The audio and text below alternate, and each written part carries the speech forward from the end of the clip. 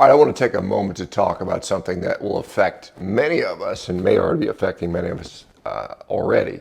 And this is dementia. Now, dementia is obviously tragic. We see so many people whose lives are just destroyed, not only the patient, but also in many cases the family. You know, if you have a demented loved one, you've got to figure out a way to take care of them. Sometimes you have to bring your mom or dad into the house to live with you, or you have to, pay to facilitate their living in, some other sort of Alzheimer's treatment home or nursing home or something like that. So, I saw my grandmother go through that, at age from about 87 to about 94. She spent the last years of her life in nursing homes. And one of the things, and this is an interesting observation, there's a study here shows that many people with dementia will have intense cravings for sweet foods, whether it be ice cream, whether it be cookies, cakes, things like that.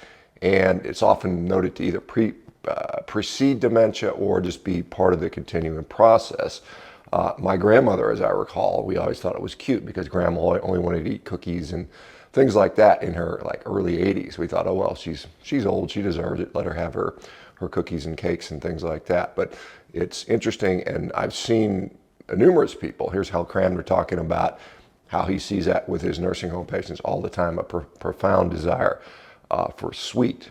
And the thought behind why this may be occurring is that, and there's a clear association with insulin resistance and dementia. And so as the brain becomes insulin resistant, it has a harder time accessing the glucose. And so in order to compensate for that, people are trying to continue to eat more and more sugary foods so their brain has energy to actually run its baseline processes. Now, this is one of the reasons that sometimes ketogenic diets can actually mitigate some of the dementia symptoms by providing alternate fuels. So you have basically ketones which aren't dependent upon insulin for the utilization by the brain. And the thought is, well, how do we prevent this? How do we prevent, I guess insulin resistance would be the first place, based on this model here. And so not being obese. Obesity clearly is associated with insulin resistance. Not everybody who's obese has insulin resistance, but a vast majority of them do.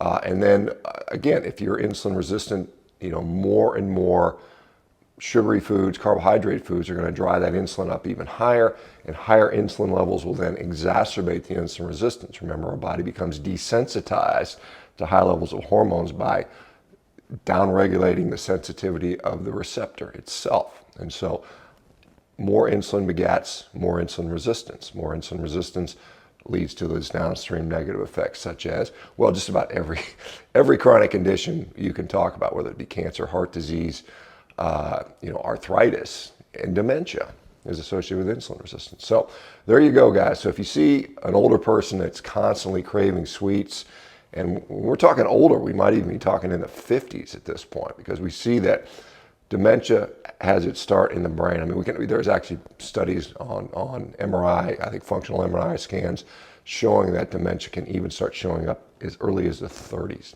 So if you know somebody that's just constantly craving sweet food all the time, and joke about, well, kids love sugar and sweets and they're not demented, obviously, but I think you see this where they become almost addicted to sweet foods, sugary foods, sugary junk foods, whether it's a donut, high fat sugar combinations, pure hard candies, things like that. Ice cream's a particularly common one.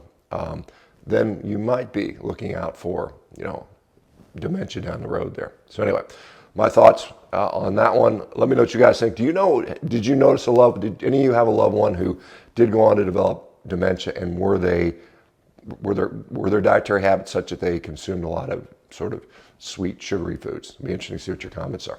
All right, we'll talk to you later. Take care.